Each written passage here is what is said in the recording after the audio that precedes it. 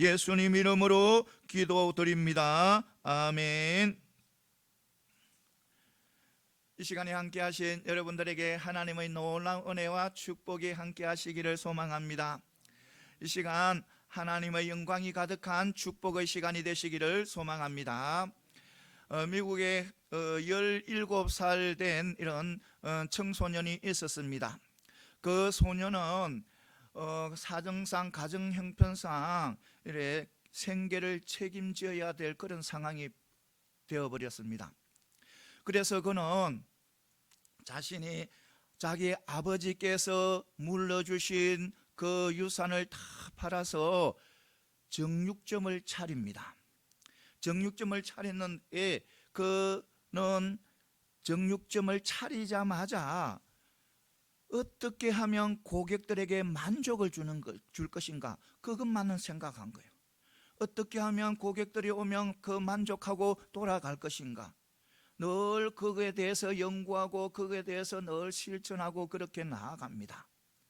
나아가니까 이 가게가요, 그 지역에서 가장 손님이 많은 그런 가게가 되어버리는 거예요. 그런데요, 그 소년요 포기하지 않습니다. 더 포기하지 않고 더 좋은 것을, 좋은 고기를, 정말 신성한 고기를 고객들에게 이래 전해주기 위해서 늘 노력하는 거예요. 어떻게 하면 어떤 온도에서 가장 좋은 그런 신성도를 유지할 것인가, 그런 것만 생각하는 거예요. 그래서 그렇게 계속 하다 보니까 그 주위에서 가장 손님이 많은 그런 가게로 변화되는 거예요. 그래서 그도 또 역시 포기하지 않고 열심히 고객을 위해서, 고객의 만족을 위해서 그렇게 노력하니까 그 정육점이 식품 회사로 성장하는 거예요. 그래서 그 주에서 가장 그런 좋은 식품 회사를 이래 세웠다는 그런 이야기입니다. 사랑하는 성도 여러분, 우리도 마찬가지예요. 우리 2023년이 되었잖아요. 우리의 삶도 항상 누구를 위한 삶, 이웃을 위한 삶을 떼야 되는 거예요. 이웃을 늘 섬기고 이웃에 늘 덕이 되고 이웃에게 늘 아름다운 그런 본을 보이는 그런 삶이 되어야 되는 거예요.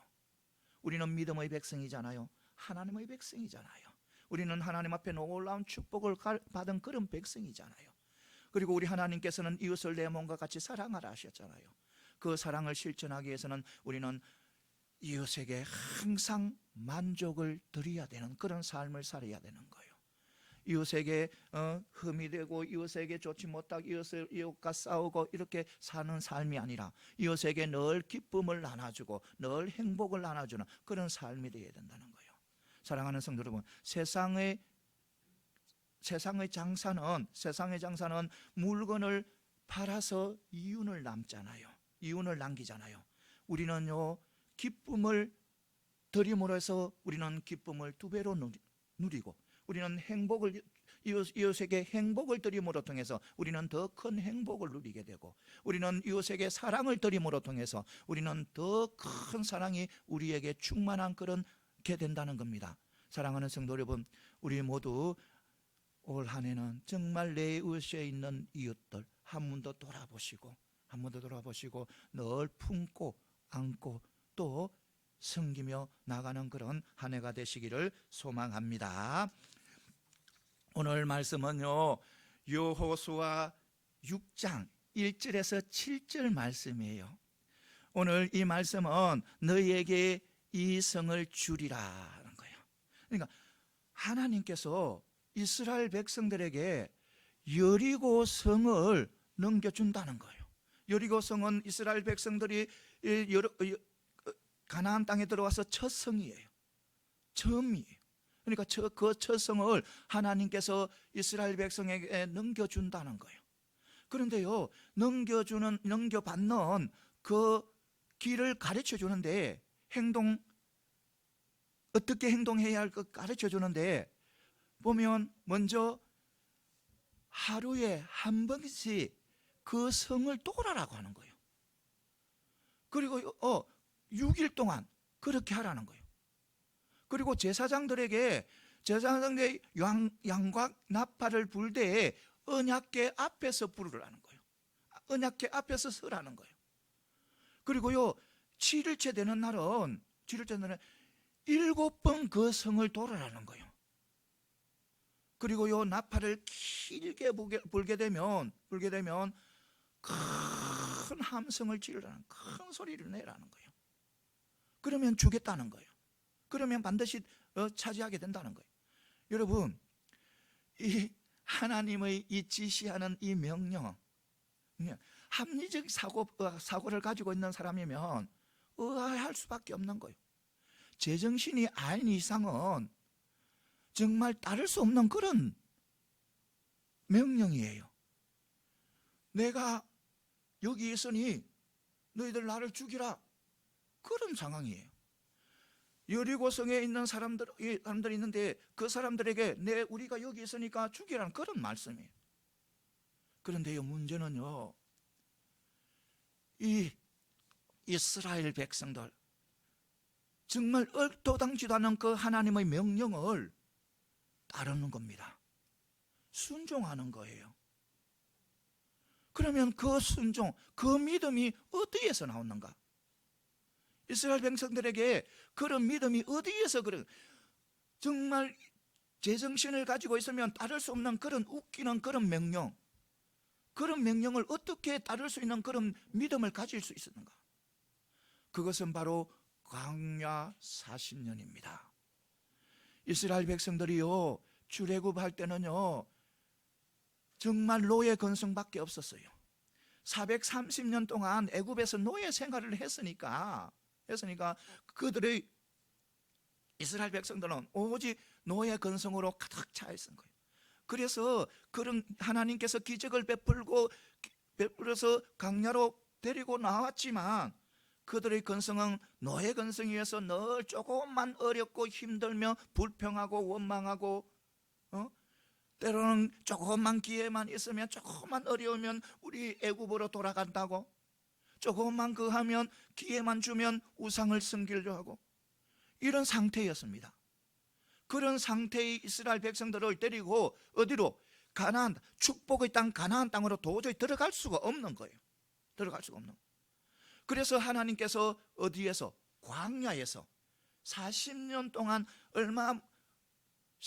몇 달만 하면 바로 들어갈 저 앞에 보이는 저 가나안 땅을 장장 40년 동안 뱅뱅뱅 돌립니다.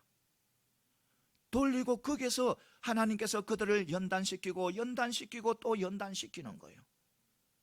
그래서 그들이 오직 이스라엘 백성들이 하나님만 바라볼 수 있는, 하나님만 의지할 수 있는, 하나님의 말씀이 어떤 말씀이든 순종할 수 있는 그런 믿음을 세워나가는 거예요. 그렇게 세워지니까 하나님께서는 이스라엘 백성들을 데리고 어디로? 가나안 땅으로 들어가게 되는 거예요.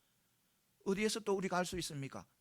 바로 가나안 땅에 들어가기 위해서 요단강 앞에 섰을 때, 요단강, 그 당시에는 요단강 물이 엄청나게 쏟아내려왔어요. 그때는 추수하는 그런 기간이라서 엄청나게 물이 흘러내렸다는 겁니다. 그게 발만 디디면 다 쓸려가 버리는 그런 엄청난 힘이 쏟아져 내려오는 그런 물이었다는 겁니다.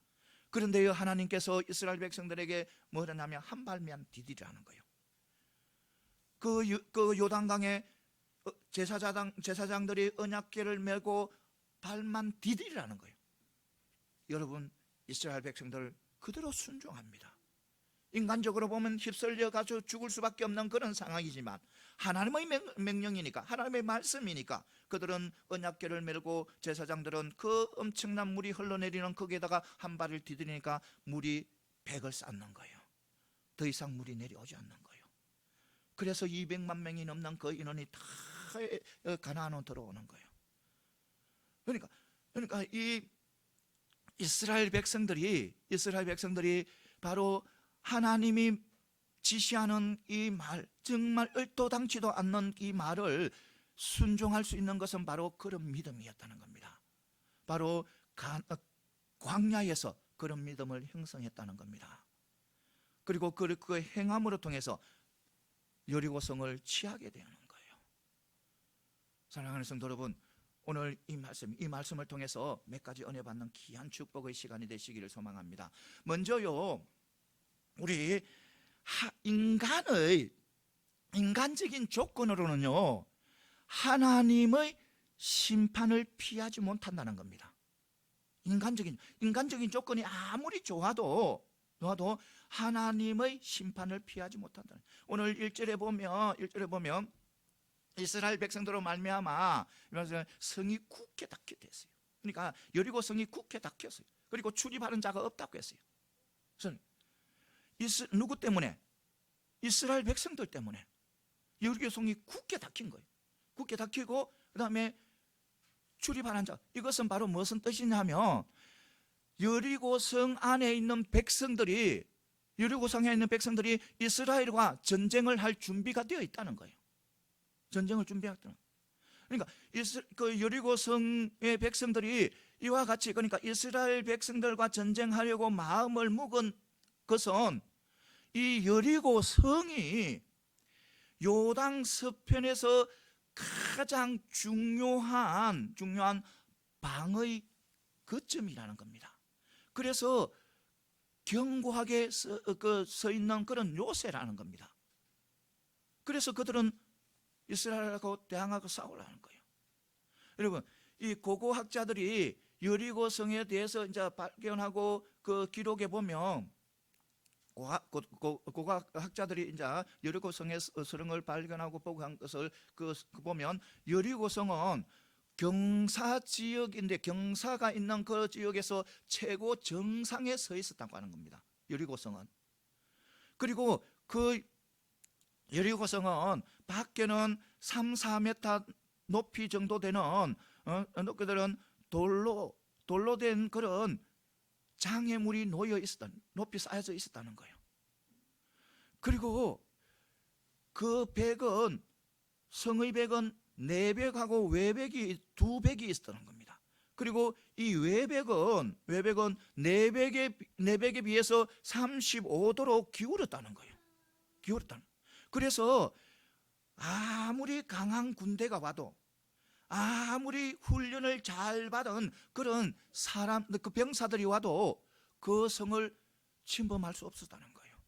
그만큼 이 여리고성은 초롱성 같은 그런 성인 거예요.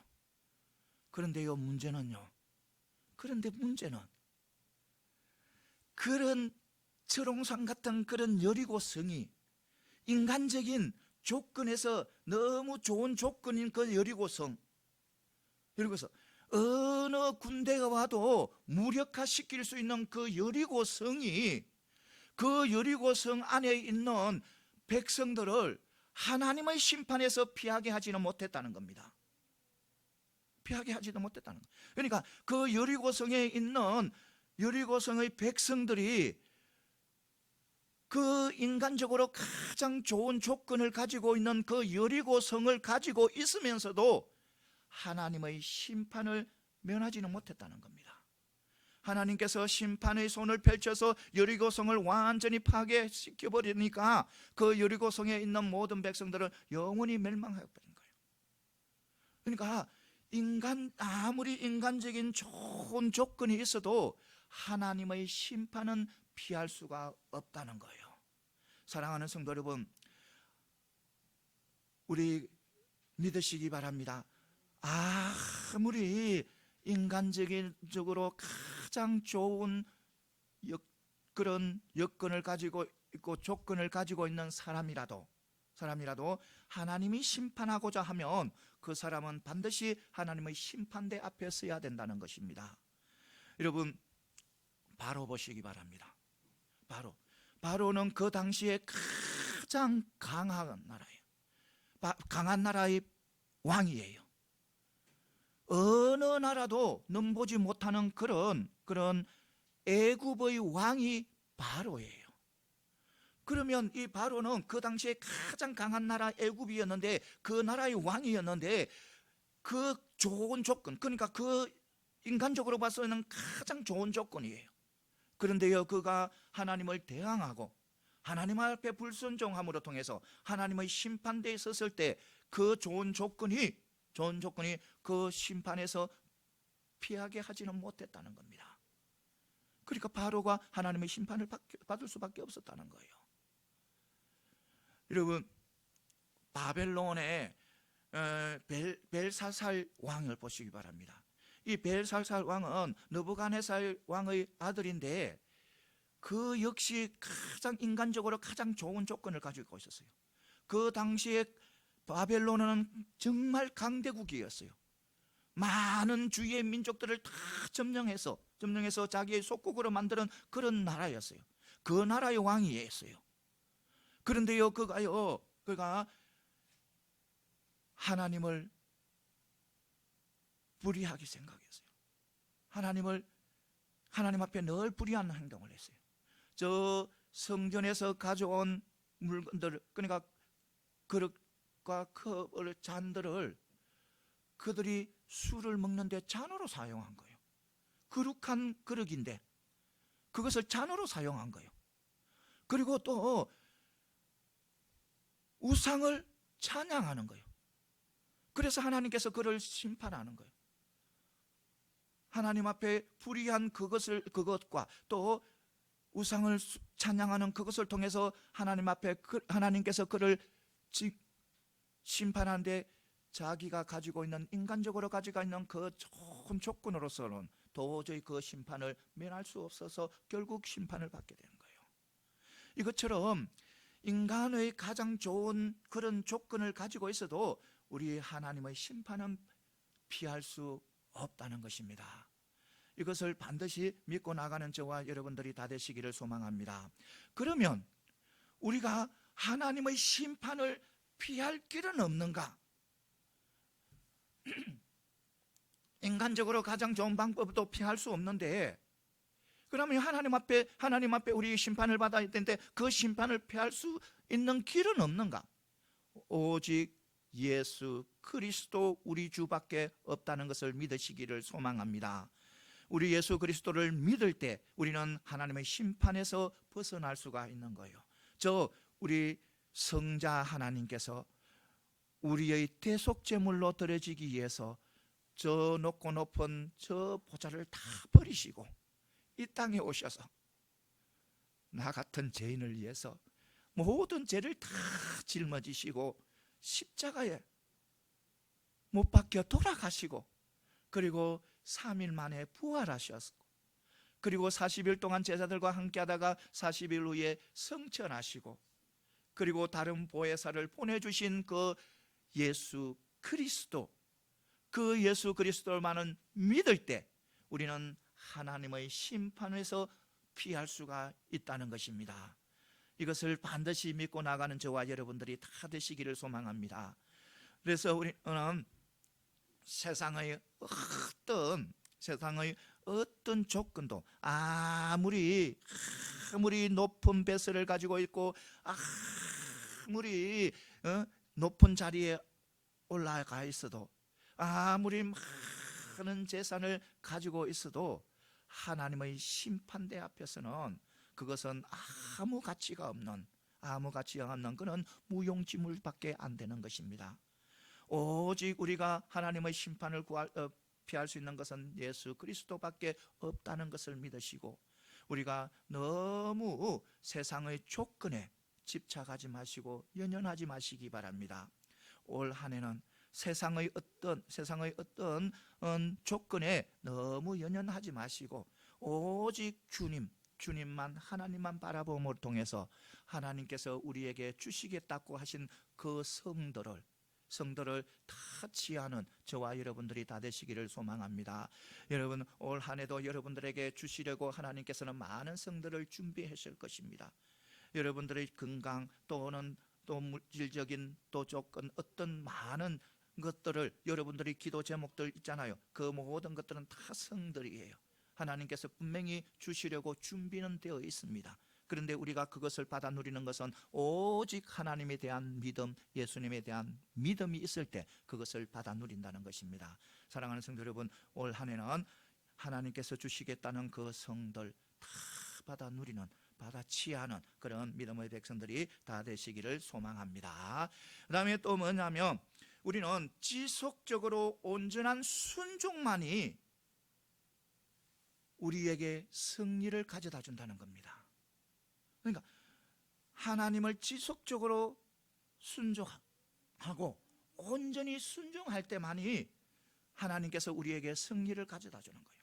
오늘 보면 3절에서 5절에 보면 하나님께서 이스라엘 백성들에게 여리고 성을 취할 수 있는, 정복할 수 있는 그 행동 지침을 지시합니다. 그 행동 지침을 보면 하루에 한 번씩 여리고 성을 돌아라는 거예요. 그것도 며칠 동안, 6일 동안.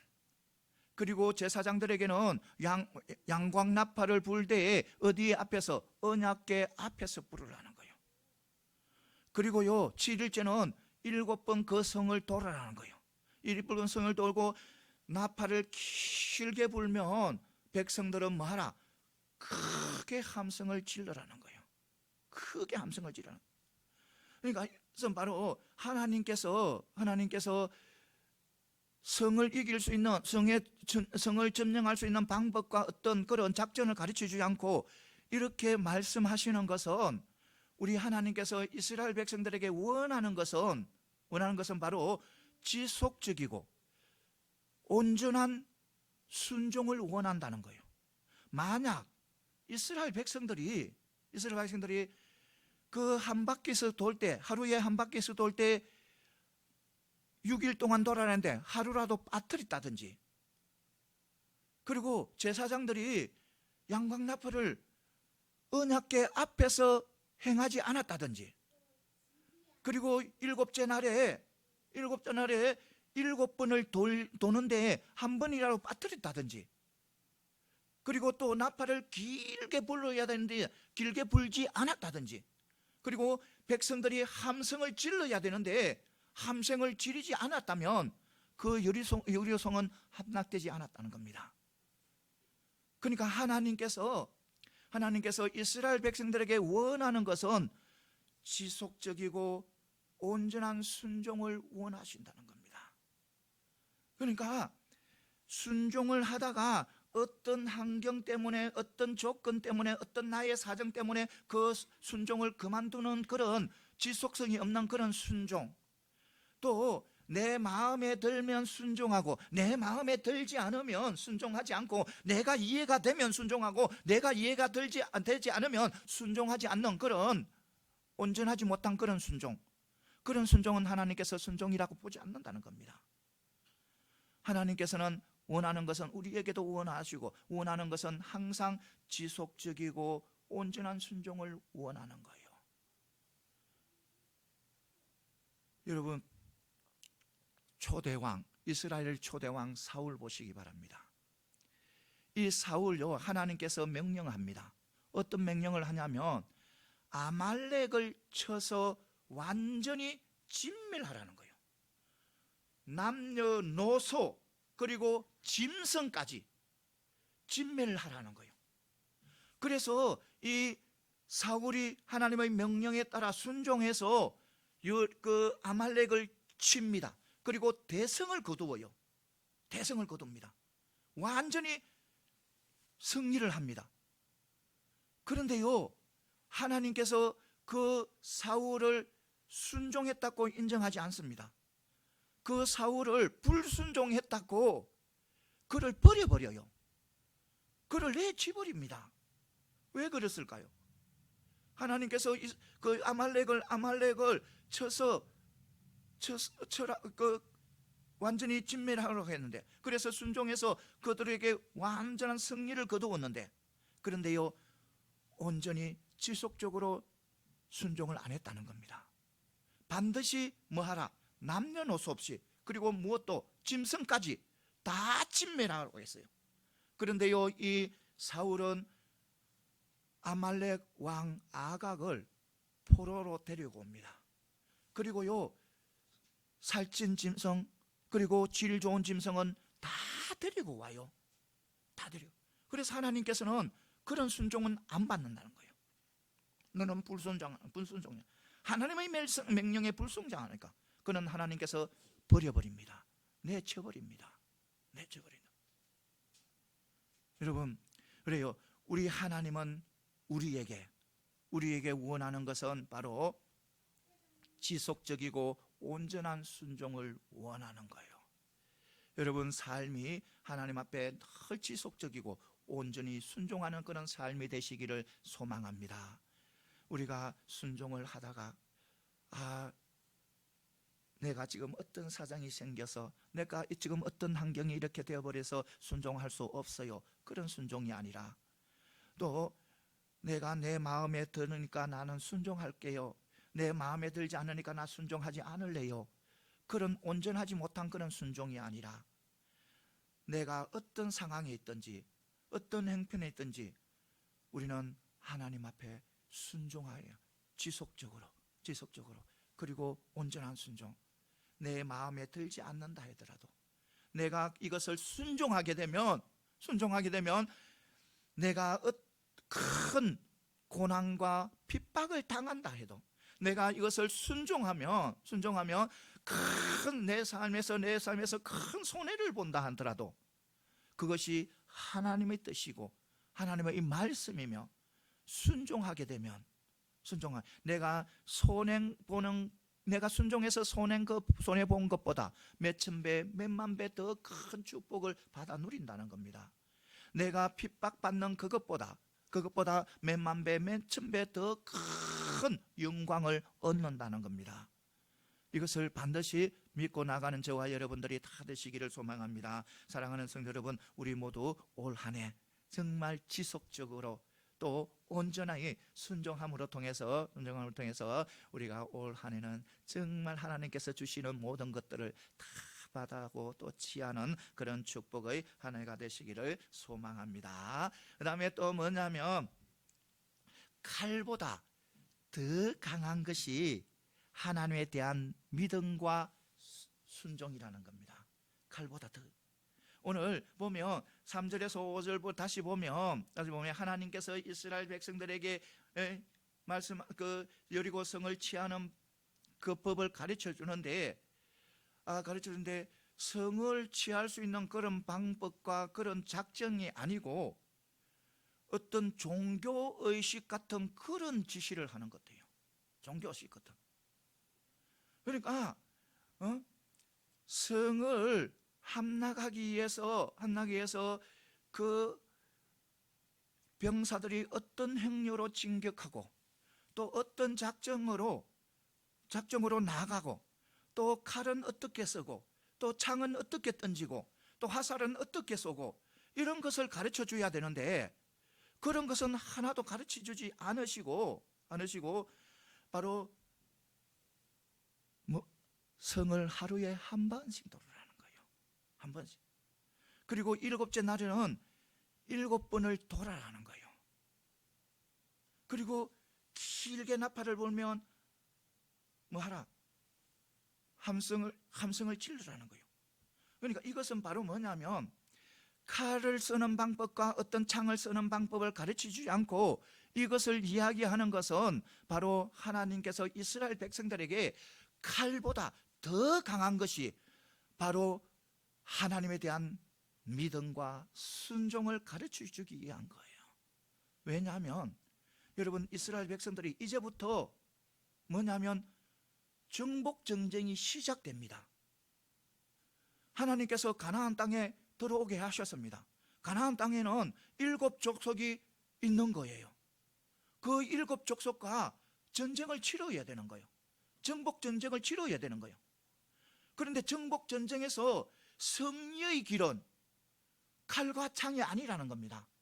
승리의 길은 세상적인 그런 도구가 아니라는 겁니다. 그 싸움에서 이길 수 있는 승리의 길은 바로 하나님에 대한 믿음, 하나님에 대한 순종이라는 겁니다. 그것을 깨우쳐 주기 위해서. 그러니까 정복 전쟁하면서 하나님이 주신 그 축복의 땅을 점령하기 위해서는 항상 무엇을? 하나님을 믿고 그 다음에 하나님 앞에 순종하라는 거예요. 세상의 칼이, 세상의 창이 아니라는 겁니다.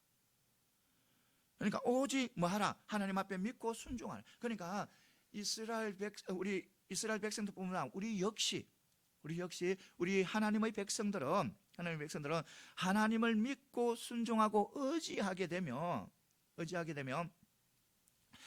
세상 사람들이 놀랄만한 그런 힘과 능력을 발휘한다는 겁니다. 여러분, 여호수아 보시기 바랍니다. 이 여호수아는 하나님을 믿고 순종함으로 통해서 어떤 기적을 누리냐면 태양이 중지되는 그런 기적을 누리요. 태양이 안 움직여, 그대로 있는 거예요. 그러니까 이 이스라엘 백성들이 여호수아를 대장으로 해서 누구가 싸우냐면 아모리 족속과 싸워요. 아모리 족속이 5 왕이 연합해서 싸워요. 싸우는데 싸워서 이길라 하면 해가 져버려요. 해가 져버리니까 싸움이 끝이 안 나니까 또 다음날 또 다시 준비를 해가 싸워야 되는 거예요. 그래서 이 여호수아가 생각 끝에 하나님 앞에 기도하는 거예요.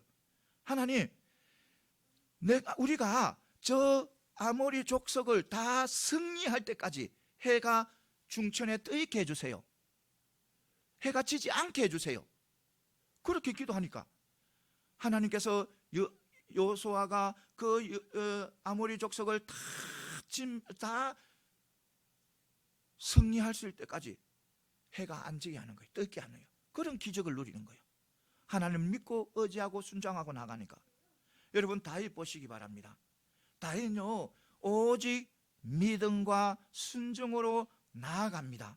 나아가서 자기와 덩치보다 2배나 큰 골리앗, 또 골리앗은 자기 세상적으로 모든 장비를 다 갖추고 있었어요.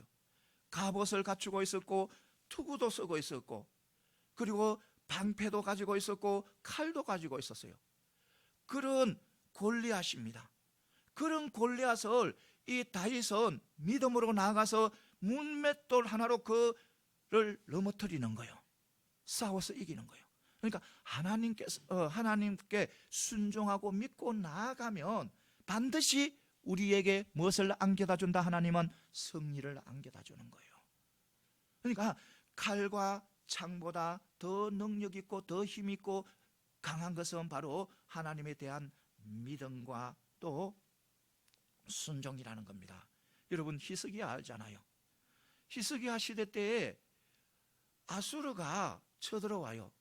아수르는 그 당시에 또 가장 강한 나라였어요. 주변 나라를 다 점령하고 특히 또 북이스라엘을 점령해버렸어요. 북이스라엘을 망하게 했어요, 이 아수르가. 그리고 어디로 쳐들어오냐면 남유다에 쳐들어와서 예루살렘 앞에까지 왔어요. 그러니까 그 성 앞에까지 온 거예요. 그것도 얼마나 많은 병사를 이끌고 18만 5천 명이라는 그 엄청난 병사를 이끌고 쳐들어온 거예요. 그런데요, 히스기야요, 오직 하나님 믿고 하나님 의지하면서 순종하고 나아가니까 피 한 방울 안 흘리고 대성을 거두는 거예요. 대성을 거두는.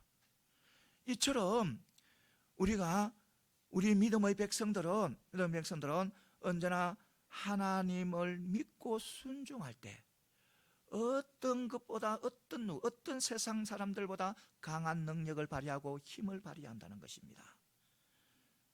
사랑하는 성도 여러분, 우리 하나님에 대한 믿음과 순종은 세상의 어떤 무기보다도 강하다는 것을 믿으시기 바랍니다. 아무리 인간들이 세상의 무기를 강한 무기를 만들어도, 아무리 좋은 또 많은 지식을 모아더라도 하나님을 믿고 순종한 극에서는 넘어서지 못한다는 겁니다.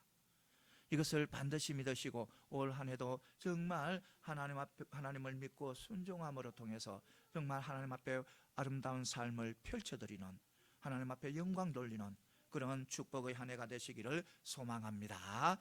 그다음에 뭐냐면, 하나님은 모든 어떤 것도 한계를 초월해서 일을 하신다는 겁니다. 한계를 초월해서 일을 하는 거예요. 그러니까 우리의 사고, 사상, 또 어떤 생각, 어떤 환경, 어떤 조건, 시간, 공간, 자연, 과학 모든 것을 다 한계를 초월해서 하나님께서는 일을 할 수 있다는 거예요. 오늘 보면 3절에서 다시 5절에 보면 하나님께서 이스라엘 백성들에게 여리고성을 함락시킬 수 있는 그런 길을 가르쳐 주는데, 이 가르쳐 주는 것이 바로 기상천외한 거예요. 기상천외. 그러니까 성을 점령할 수 있는 방법은 가르쳐 주지 않고, 전략적인 그런 공격 방법은 가르쳐 주지 않고, 성을 한 바퀴씩 하루에서 돌아라는 거예요. 돌고 마지막 7절 안에는 7번을 돌아라는 거예요. 이것은 바로 뭐냐면 바로 하나님께서는 모든 것의 한계를 넘어서 역사하신다는 가르쳐 주는 거예요. 사랑하는 성도, 이거 분명히 믿고 나가는 저와 여러분들이 다 되시기를 소망합니다. 그러니까 우리 하나님은 어떤 상황 속에서도 우리의 생각을 넘고 우리의 또 어떤 것을 다 넘어서 역사하신다는 것을 반드시 믿으시기 바랍니다. 사실 보시기 바랍니다. 이 하나님께서 지시한 그 이스라엘 백성들이 지시한 거 성을 한 바퀴씩 하루에 한 바퀴씩 돌아 6일 동안 해라. 그리고 7일째는 7번 돌고 7번 돌아라. 그리고 고함을 지르라. 이거요, 합리적인 사고방식을 가지고 있는 사람들은요, 이거 믿지 못하는 거예요. 안 되는 거예요. 그러니까 제정신이 아닌 이상은 이것을 따를 수 없는 거예요. 따를 수 없는. 그런 것을 하나님께서 이렇게 명령하시고 또 하라는 거예요. 여러분, 이 명령을요, 하나님께서 명령을 하셨잖아요. 이 명령을 여호수아를 통해서 하나님께서 명령하신 그 명령이 아니었다면 모든 사람들은 다 배를 잡고 울고 웃고 대굴대굴 구불고 난리가 났을 거예요. 이상한 것을 지시했으니까. 그리고 또 사람들은 우리를 바보로 하나 하면서 화를 낸 사람들도 있었을 거예요. 그런데요, 그런 명령, 얼토당치도 않는 그 하나님의 명령 속에는 하나님의 의도와 목적이 있었다는 겁니다. 우리가 그것을 이해하지 못하고 깨닫지 못했기 때문에 그렇지, 그 속에는, 하나님의 명령 속에는 하나님의 의도가 들어있었다는 겁니다. 들어가야 돼. 여러분, 저를 한번 보시기 바랍니다. 사실 우리 인간들은 하나님이 일하시는 걸 다 이해하고 깨달는다는 것은 정말 무리예요. 깨달을 수 없는 거예요. 하나님이 하시는 모든 일들을 우리가 다 깨달을 수 없는 거예요. 왜냐하면 우리 인간들은 자기 자신도 다 이해하지 못해요. 자기 자신도 이해하지 못할 뿐 아니라 내 주위의 이웃 진짜 그런 사람도 다 이해하지 못하는 거예요. 그리고 우주 공간, 이 넓은 우주 공간 속에서 조그만 이 지구, 정말 우주 공간에서 보면 이 지구는 전보다 작아요. 그런 곳에서, 지구에서 또 이해하지 못하는 엄청난 일들이 일어나잖아요. 그런데 우리 하나님은요, 그 우주 만물을, 천지를 지으신 창조주 하나님이세요. 그리고요, 그 모든 것을 주관해 가시는 주관자였어요. 주관자. 그런 하나님이에요. 그런 하나님이 일을 하시는데 우리의 연약하고 보잘것없는 우리 인간의 두뇌로, 우리의 생각으로 그것을 이해한다는 건 어렵다는 겁니다. 깨달는다는 것은 어렵다는 거예요. 이것을 분명히 믿으시기 바랍니다. 그래서 그러니까 우리 하나님은 모든 한계를 넘어서 뭐 하신다? 일을 하신다는 거예요. 어떤 한계도 나는 거예요. 우리의 어떤 사고나 생각, 또 환경, 자연 그런 자연적인 현상, 또 과학, 어떤 것도 다 넘어서 초월해서 하시는 일을 하시는 분이 우리 하나님이시라는 거예요. 그래서 우리가 이해할 수 있는 것보다 이해할 수 없는 것이 더 많다는 거예요. 하나님께서 일을 하시는데 우리 인간은 그것을 이해할 수 있는 것보다 이해할 수 없는 것이 더 많다는 거예요. 그러니까 우리가 이해할 수 있는 것은 하나님께서 우리에게 가르쳐 주시고 하나님께서 우리에게 보여주시는 이 계시의 말씀을 통해서만 하나님을 알 수가 있는 거예요. 알 수가 있는 거예요. 그러니까 우리가 이해하는 것보다 이해 못하는 것이 더 많다는 거예요. 그렇다고 해서 우리가 이해하지 못하는 것이 더 많다고 해서 하나님의 명령에 불순종해서는 안 된다는 거예요.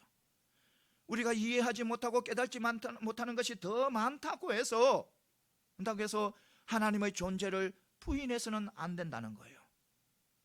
만약 우리가 하나님의 일에 대해서 이해하고 믿고 이해하고 순종한다면 그것은 올바른 순종이 될 수가 없는 거예요.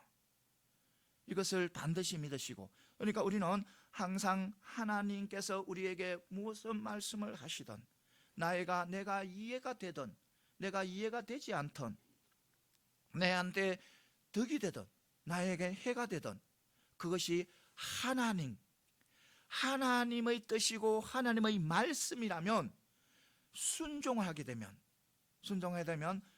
내가 당한 것보다 몇천 배 몇만 배 더 큰 축복을 누리고 내가 당한 것보다 더 큰 영광을 받아 누리게 된다는 것입니다. 이것을 반드시 믿으시고, 우리 하나님은 우리의 모든 사고를 뛰어넘어서 역사하시는 하나님을 믿으시고 올 한 해 오직 주님 바라보고 주님 의지함으로 통해서 하나님께서 허락하신 많은 성들, 여러분들을 위해서 많은 성들을 준비해 두셨어요. 올 한 해 여러분들이 요구하는, 나는 이 성을 하나님 앞에 기도하고 있어, 나는 이 성을 위해서 기도하고 있어, 그 모든 성들 다 하나님께서 다 준비 다 해 두셨어요. 그래서 여러분들이 믿음만이 그것을 취할 수가 있습니다. 순종만이 그것을 취할 수가 있습니다. 이것을 반드시 믿으시고 올 한 해 하나님께서 허락하신 그 성을 다 취해서 누리는 그런 믿음의 한 해가 되시기를 소망합니다. 예, 기도드리겠습니다. 하나님 아버지, 오늘도 저희들에게 귀한 말씀으로 은혜 주시니 감사합니다.